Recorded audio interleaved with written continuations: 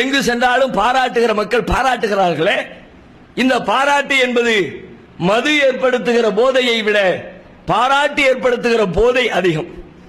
அதிலே வெற்றி கொள்வது என்பது, அதை எதிர்த்து நின்று முறியடிப்பது என்பது ஒரு மிகப்பெரிய சவாலான காரியம். எத்தனையோ இயக்கங்களை நாம் கண்டிருக்கிறோம்.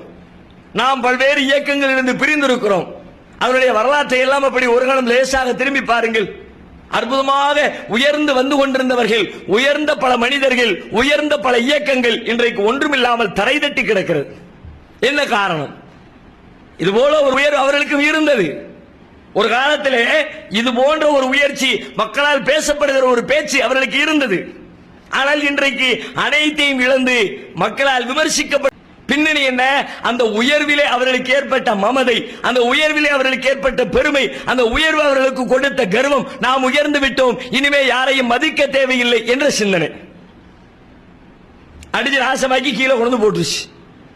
இன்றைக்கு அல்லாஹ் ரப்பல் ஆலமீன் இந்த ஜமாத்திற்கு அற்புதமான ஒரு கண்ணியத்தை, உயர்வை வழங்கி இருக்கிறார் என்று சொன்னால், உயர உயர உயர, உலகிலே உயர உயர உள்ளத்தால் பணிய வேண்டும், நடைமுறையால் பணிய வேண்டும், மக்கள் சேவையால் பணிய வேண்டும், இன்னும் கீழிறங்கி அவர்களுக்கு பணியாற்ற வேண்டும். கர்வத்தை தலையில் ஏற்றிக்கொண்டால் நாளே அல்லாஹ் நம்மை தடுமாற செய்வார்.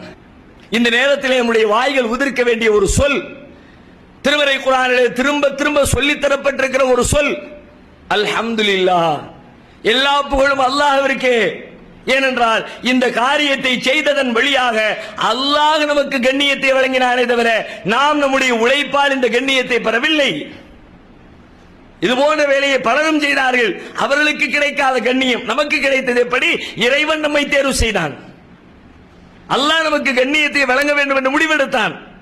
நம்மீதான கரையை அழிக்க வேண்டும் என்று இறைவன் மட்டுமே செய்திருக்கிற வேலை.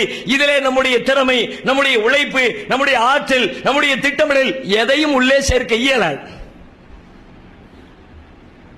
நாங்கள் ஜெயிச்சிட்டோம், கர்வம் வந்துடக்கூடாது. யாரு தெரியுமில்ல? உடனே அடுத்தவர்களை இழிவாக பார்ப்பது. அவன்லாம் எங்க ஒரு வேளையும் காணோம்.